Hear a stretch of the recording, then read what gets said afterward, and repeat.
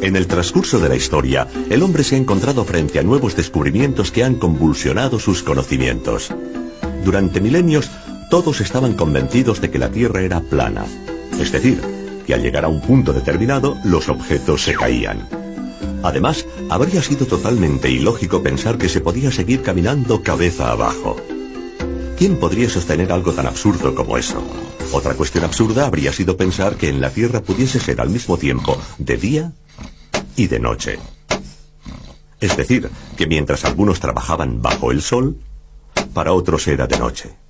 Todavía era más absurda la idea de que pudiera existir un punto de la Tierra que, una vez cruzado, hiciera retroceder un día. En cambio, hoy sabemos que volando, por ejemplo, de Tokio a Honolulu, se cruza la línea de la fecha y se retrocede en el calendario.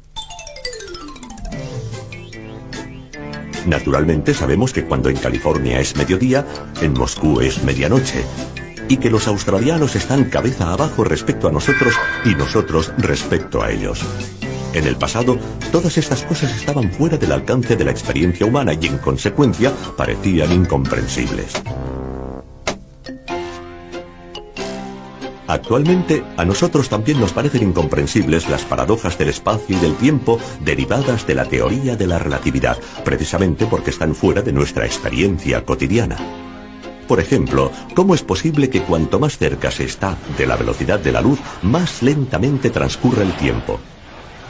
¿Cómo entender que si un astronauta viaja durante un tiempo a una velocidad cercana a la de la luz, cuando regrese a la Tierra encontrará a su hermano gemelo mucho más viejo que él?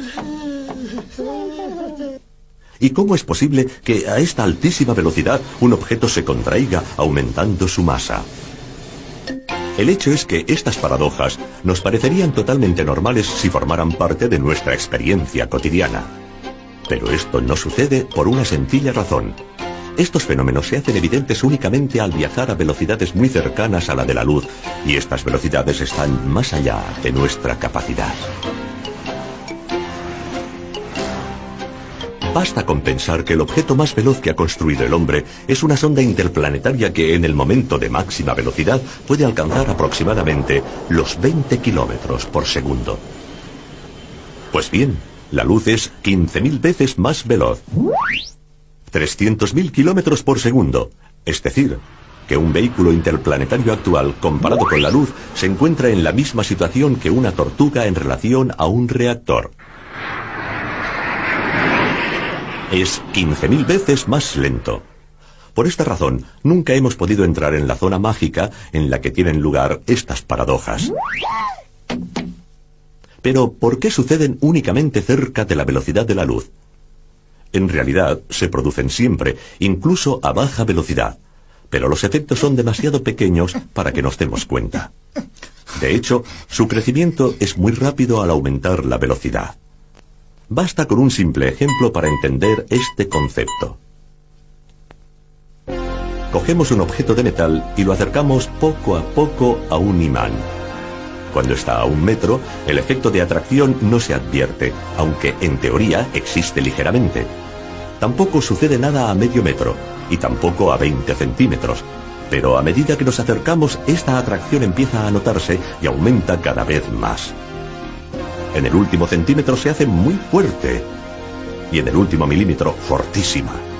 Finalmente, en la última milésima de milímetro es casi irresistible. Con los efectos de la relatividad sucede algo parecido. Con la velocidad del automóvil estamos aquí, con la del cohete interplanetario aquí. Es decir, en un punto en el que, en teoría, el efecto de la relatividad existe pero es inapreciable. Solo disponiendo de astronaves capaces de acercarse a la velocidad de la luz, entraríamos en el terreno de los efectos muy evidentes y bastaría, cada vez, un pequeño acercamiento para multiplicar este efecto y amplificar las consecuencias. De hecho, según una tabla aproximativa, suponiendo que una astronave parta hoy y regrese dentro de 1000 años, viajando a 294.000 kilómetros por segundo, el tiempo relativo a bordo sería de 200 años. Pero sería suficiente con acelerar un poco, es decir, llegar a 299.792 kilómetros por segundo para reducir el tiempo a solo 2 meses. Después, bastaría con acelerar muy poco, solamente 4 centímetros por segundo, para hacer descender el tiempo relativo a bordo a solo 3 días. Partiendo de esta base, podemos llegar a una consideración que normalmente se olvida. Hemos visto que la velocidad de la luz es muy elevada. 300.000 kilómetros por segundo. Pero solo resulta muy elevada si la comparamos con nuestra manera de vivir y de movernos. Es decir, si la comparamos con una bicicleta, con un avión e incluso con un cohete. Contemplándola en el panorama general del universo, se trata en realidad de una velocidad bastante modesta. ¿Por qué? Porque es cierto que un fotón de luz emplea menos de 1,5 segundos para ir de la Tierra a la Luna. Pero también es cierto que emplea ya 8 minutos para ir de la Tierra al Sol. Si nosotros pudiéramos estar en el planeta Urano y viéramos viajar los destellos de luz de la Tierra al Sol, nos daríamos cuenta de que esta velocidad no es tan elevada. Veríamos avanzar la luz como un caracol. Si después nos situáramos en una estrella y observáramos los destellos de luz viajando entre la Tierra y la estrella más cercana, veríamos cómo realizan este trayecto en 4 años. Finalmente, si nos situáramos fuera de nuestra galaxia y viéramos avanzar la luz de un extremo a otro de la galaxia, veríamos cómo realiza este trayecto en unos 100.000 años. Es decir, nos parecería casi inmóvil. A partir de aquí, podemos ejercitar nuestra imaginación. Supongamos que la velocidad de la luz no es de 300.000 kilómetros por segundo, sino mucho menor, solo de 100 kilómetros por hora. Pues bien, en ese caso, nosotros podríamos experimentar cotidianamente los efectos de la relatividad. Por ejemplo, podríamos ver cómo un automóvil en la carretera se contrae a medida que aumenta la velocidad y no consigue alcanzar jamás los 100 kilómetros por hora, que serían un límite insuperable, ya que, para que el coche acelerara a esa velocidad, sería necesaria una energía infinita.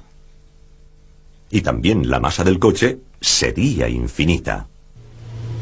También podríamos ver cómo a bordo del automóvil todo se desarrollaría lentamente, tanto más lentamente cuanto mayor fuera la velocidad. Si este coche viajara de esta forma durante 10 años seguidos sin detenerse, ¿qué sucedería? Pues bien, al llegar a casa y frenar, la longitud volvería a ser la misma de antes y el tiempo a bordo transcurriría tan bien como antes. Pero, mientras que para la gente que se quedó en casa habrían pasado realmente 10 años, para los que estaban a bordo habría pasado mucho menos tiempo, quizás solo 10 semanas o 10 días, según la velocidad, debido a la mayor lentitud del tiempo, y en consecuencia, a la mayor lentitud de la vida y de los procesos vitales. En un mundo como este, los efectos de la relatividad serían una rutina cotidiana. Por ejemplo, en un partido de tenis, debido al efecto de la velocidad, la pelota se contraería en cada golpe. Después, al detenerse, volvería a sus dimensiones anteriores. Después de un tiempo, ya no tendríamos en cuenta lo extraño del caso y lo consideraríamos una ley física normal, como en realidad es. Y al subir a un tren que viajara de Turín a Roma, sabríamos perfectamente que, mientras los relojes de las estaciones ferroviarias señalan una duración del viaje de 8 horas, nuestro reloj señalaría quizá solo 1 hora, porque al viajar cerca de la velocidad de la luz, habríamos vivido más lentamente. Y cuando hubiéramos llegado, volveríamos a situar las manecillas correctamente, tal como hacemos al bajar de un avión que ha atravesado distintos usos horarios. En resumen, los efectos de la relatividad ya no nos sorprenderían si viviéramos en esta dimensión que en realidad no podemos experimentar porque la velocidad de la luz es demasiado elevada para nosotros. Naturalmente, permanece un gran interrogante, un enigma que sigue desafiando nuestra mente. ¿Por qué sucede todo esto? ¿Por qué motivo cambian el tiempo y las dimensiones con la velocidad? En cierto sentido, la respuesta es muy sencilla. Siempre ha sido así, aunque nosotros no nos hayamos dado cuenta porque nunca hemos experimentado estas velocidades.